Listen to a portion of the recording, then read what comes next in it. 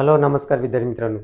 जवाहर नवोदय विद्यालय पूर्व परीक्षा तयारीच्या आजच्या भागामध्ये आपल्या सर्वांचे स्वागत आहे. विद्यार्थी मित्रांनो, आज आपण दशांश अपूर्णांक व त्यामध्ये व्यवहारी अपूर्णांकाचे दशांश अपूर्णांकामध्ये कसे रूपांतर करायचे ते आजच्या या भागामध्ये आपण बघणार आहोत.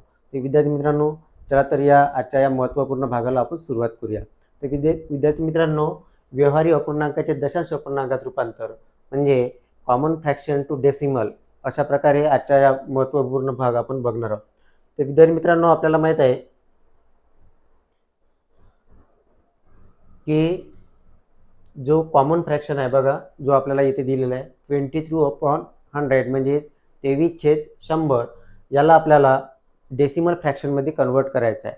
तर विद्यार्थी मित्रांनो बघा, हा अपूर्णांक जर आपण दशांश स्थळामध्ये जर या टाकून बघितला तर बघा 23 आणि त्याचा छेद 100 असल्यामुळे ही जी नंबर आहे विद्यार्थी मित्रांनो ती शतांशापर्यंत येणार आहे. त्यामुळे शतांशमध्ये 3 हा नंबर आलेला आहे आणि दशांशमध्ये 2 हा नंबर आलेला आहे आणि इकडे डेसिमल पॉईंट आणि नंतर युनिटमध्ये 0 हा नंबर आलेला आहे. त्यामुळे विद्यार्थी मित्रांनो, ही जी नंबर आहे ती आपण डेसिमल पॉईंटमध्ये या प्रकारे लिहू शकतो.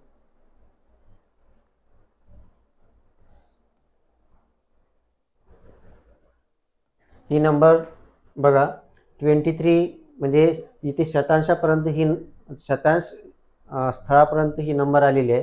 त्यामुळे विद्यार्थी मित्रांनो बघा 23/100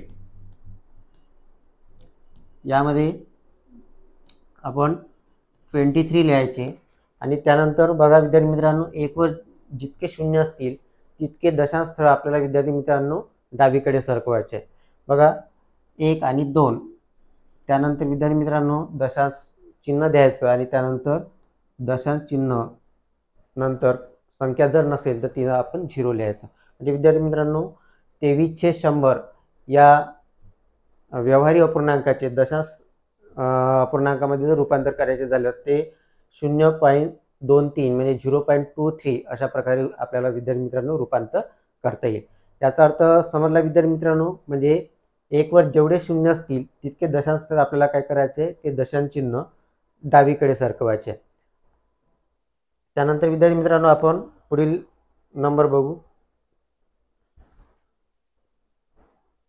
बघा स्क्रीनवर आपल्याला दुसरा अपूर्णांक दिसत आहे 5/1000 म्हणजे 5/1000. आता विद्यार्थी मित्रांनो इथे बघा छेदामध्ये 1000 आलेला आहे.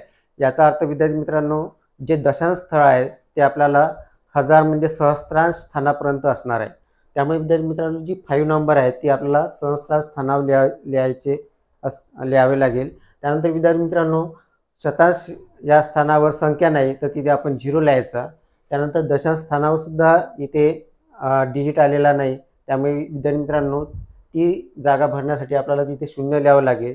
त्यानंतर दशांश चिन्ह आणि त्यानंतर इकडे 0.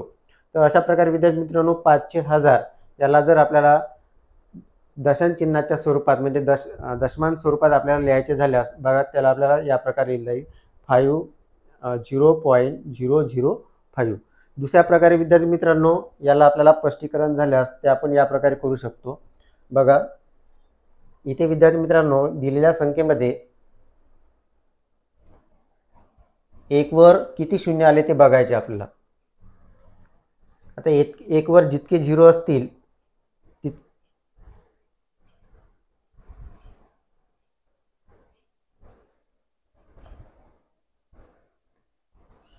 इथे बघा विद्यार्थी मित्रांनो छेदामध्ये 1 वर जितके शून्य असतील तितके दशांश स्थळ आपल्याला काय करायचे, ते दशांश चिन्ह आपल्याला डावीकडे सरकवायचे. बघा विद्यार्थी मित्रांनो आपण काय करायचे, इथे 5 हा डिजिट आलेला आहे. आता विद्यार्थी मित्रांनो बघा कोणत्याही संख्येला पॉईंट जेव्हा दिलेला नसतो तर पॉईंट म्हणजे दशांश चिन्ह हे त्याच्या समोर असतं असं गृहीत धरायचं. आता हे दशांश चिन्ह आपल्याला विद्यार्थी मित्रांनो किती स्थळ लेफ्ट साईडला सरकवायचे आहे ते कशावरून ठरवायचं, तर जो आपल्याला छेद दिला आहे त्या छेदामध्ये 1 वर किती शून्य दिलेले आहे ते बघायचे. 1 वर जितके 0 असतील तितके दशांश स्थळ विद्यार्थी मित्रांनो आपल्याला ते चिन्ह डावीकडे सरकवायचे आहे. आता इथे विद्यार्थी मित्रांनो बघा 1 वर 3 0 आलेला आहे म्हणजे आपल्याला विद्यार्थी मित्रांनो तो डेसिमल पॉईंट 3 स्थळापर्यंत डावीकडे सरकवायचा आहे. बघा 1 त्यानंतर दुसऱ्या स्थळावर संख्या नाही म्हणजे 0 लिहायचा. त्यानंतर तिसऱ्या स्थळावर सुद्धा संख्या दिलेली नाही म्हणजे 0 लिहायचा.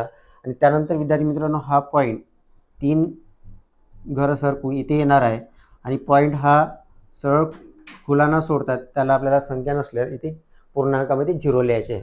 म्हणजे अशा प्रकारे विद्यार्थी मित्रांनो 0.005 अशा प्रकारे या व्यवहारी अपूर्णांकाचे दशांश अपूर्णांकामध्ये आपल्याला रूपांतर करता येईल.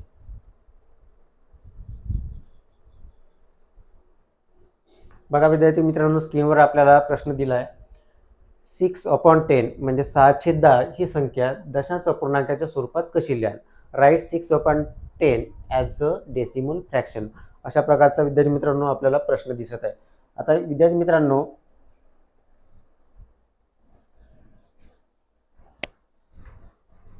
6/10 याला आपल्याला डेसिमल फॉर्ममध्ये लिहायचे आहे.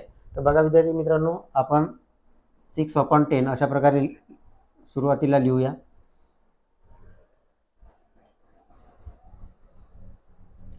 तर विद्यार्थी मित्रांनो यामध्ये आपल्याला काय बघायचं आहे की जो डिनॉमिनेटर मधले नंबर आहे त्या नंबरमध्ये 1 वर किती 0 आलेला आहे ते बघायचे आणि तितके दशांश स्थळ विद्यार्थी मित्रांनो आपल्याला काय करायचे आहे, डेसिमल पॉईंट डावीकडे सरकवायचे आहे. बघा विद्यार्थी मित्रांनो 6/10 यामध्ये बघा आपण सर्वात प्रथम काय करायचे आहे, अंशामधली नंबर लिहायचे 6. त्यानंतर बघा छेदामध्ये 10 आलेला आहे. डेसिमल पॉईंट हा 6च्या समोर आहे असे गृहीत धरून तो डेसिमल प्लेस आपल्याला 1 वर 1 0 असल्यामुळे 1 प्लेस आपल्याला इथे डावीकडे सरकवायचे. त्यानंतर विद्यार्थी मित्रांनो हा पॉईंट नंतर संख्या नाही त्यामुळे विद्यार्थी मित्रांनो पॉईंट नंतर आपल्याला काय लिहायचे 0 लिहायचे आहे. म्हणजे विद्यार्थी मित्रांनो याला डेसिमल पॉईंटमध्ये याचे रूपांतर होईल 0.6. अशा प्रकारे विद्यार्थी मित्रांनो 0.6 हे या प्रश्नाचं अगदी योग्य उत्तर आहे. त्यानंतर विद्यार्थी मित्रांनो आपण पुढचा प्रश्न बघूया.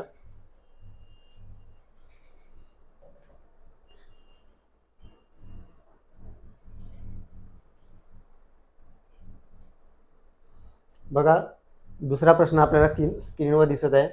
8/100 म्हणजे 8/100 ही संख्या दशांश अपूर्णांकाच्या स्वरूपात कशी लिहाल? Write 8/100 as decimal fraction. अशा प्रकारचा विद्यार्थी मित्रांनो आपल्याला प्रश्न दिला आहे. आणि विद्यार्थी मित्रांनो इथे आपल्याला काय करायचं आहे, 8/100 ही नंबर लिहायची आहे आणि डिनॉमिनेटर जी नंबर आहे डिनॉमिनेटरमधील नंबर किती आहे त्यानुसार डेसिमल पॉईंट आपल्याला काय करायचं आहे, लेफ्ट साईडला सरकवायचे. बघा विद्यार्थी मित्रांनो 8/100 अशा प्रकारचा फ्रॅक्शन आहे. आता याला डेसिमलमध्ये करताना काय करायचं विद्यार्थी मित्रांनो, न्यूमरेटर म्हणजे अंशामधला नंबर लिहायचा आहे जो की 8 आहे. त्यानंतर विद्यार्थी मित्रांनो आपल्याला डेसिमल पॉईंट हा 8च्या समोर आहे. प्रत्येक संख्येचा डेसिमल पॉईंट हा त्याच्या उजवीकडे लगेचच असतो. आता तो पॉईंट आपल्याला विद्यार्थी मित्रांनो किती प्लेस लेफ्ट साईडनं सरकवायचा आहे, 2 प्लेस. बघा विद्यार्थी मित्रांनो 1 त्यानंतर 2 त्यानंतर विद्यार्थी मित्रांनो हा पॉईंट इथे सरकेल आणि पॉईंट नंतर आपल्याला काय लिहायचे 0 लिहायचे. 0.08 अशा प्रकारे विद्यार्थी मित्रांनो 8/100 या फ्रॅक्शनचे आपण डेसिमलमध्ये आपल्याला रूपांतर करता येईल.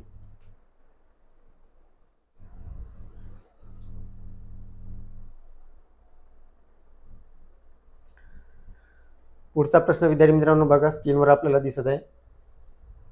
35/100 या फ्रॅक्शनला आपल्याला काय करायचं आहे, डेसिमलमध्ये लिहायचे आहे म्हणजे दशांश अपूर्णांकात त्याच्यात रूपांतर करायचं आहे.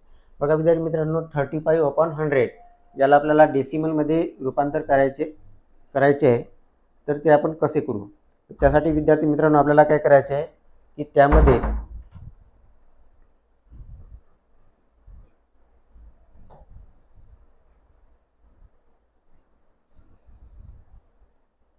डिनॉमिनेटरमध्ये नंबर बघायचे आहे. आता डिनॉमिनेटरमधील जी नंबर आहे विद्यार्थी मित्रांनो ती किती आहे, तर ती 1000 आहे.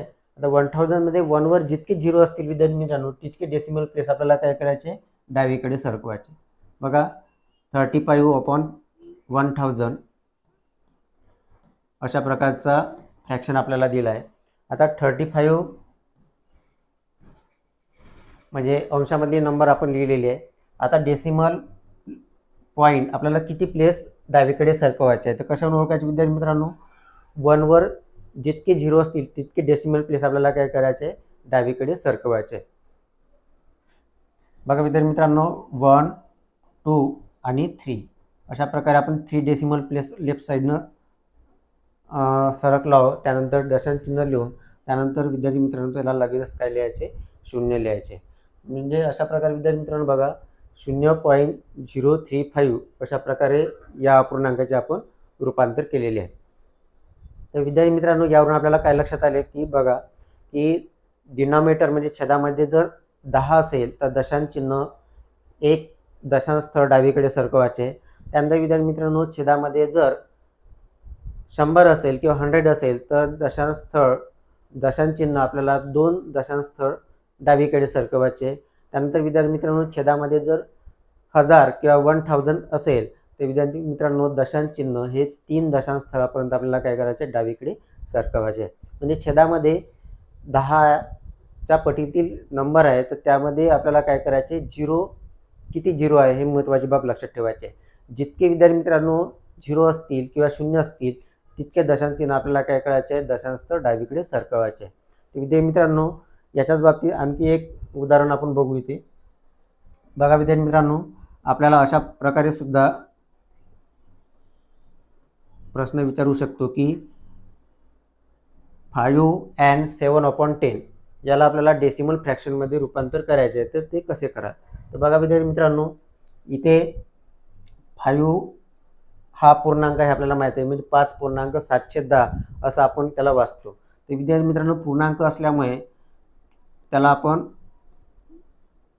पूर्णांकामध्ये लिहायचे. त्यानंतर विद्यार्थी मित्रांनो 7/10 याला आपण डेसिमल पॉईंटमध्ये कसं लिहितो, 0.7. यामध्ये विद्यार्थी मित्रांनो बघा 5 हा पूर्णांक आहे त्यामुळे 5 पूर्णांक आणि पूर्णांकाची काय करायची, ॲडिशन करायची.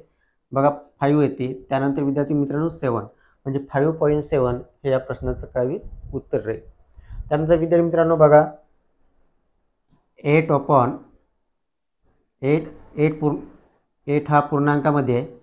त्यानंतर 3/100 अशा प्रकारे नंबर आपल्याला दिले आहे. आता विद्यार्थी मित्रांनो 8.300 हा पूर्णांक दशांशामध्ये कसे लिहाल. तर विद्यार्थी मित्रांनो बघा याला आपल्याला जर डायरेक्टली लिहायचे झाल्यास पूर्णांकामध्ये 8 हा सरळ लिहायचा. त्यानंतर दशांश चिन्ह लिहून आपल्याला किती दशांश स्थळापर्यंत संख्या लिहायचे, शतांशापर्यंत. त्यामुळे विद्यार्थी मित्रांनो दशांशामध्ये 0 येईल आणि त्यामध्ये आणि शतांशमध्ये 3 येईल. म्हणजे 8.03 हे या प्रश्नाचं अचूक उत्तर आहे. त्यानंतर बघूया 7 and 2/1000 ही संख्या दशांशामध्ये कशी लिहाल. आता विद्यार्थी मित्रांनो पूर्णांकामध्ये बघा 7 आलेला आहे त्यामुळे डेसिमल पॉईंटच्या राईट साईडनं पूर्णांक असतो तर तो पूर्णांकामध्ये आपण 7 लिहिली. त्यानंतर विद्यार्थी मित्रांनो 1 वर बघा 30 आलेले आहे म्हणजे इथे दशांश स्थळ हे सहस्त्रांश पर्यंत येणार आहे. त्यामुळे विद्यार्थी मित्रांनो 2 हा सहस्त्रांश स्थानावर येईल. त्यामुळे विद्यार्थी मित्रांनो दशांश आणि शतांश या स्थानावर 0 लिहून त्यानंतर सहस्त्रांश स्थानावर आपल्याला काय लिहायचे, 2 लिहायचे. म्हणजे 7.002 अशा प्रकारे या प्रश्नाचं कार्य अचूक उत्तर आहे. अशा प्रकारे विद्यार्थी मित्रांनो आजच्या या भागामध्ये आपण व्यवहारी अपूर्णांकाचे दशांश अपूर्णांकामध्ये कसे रूपांतर करायचे ते बघितले.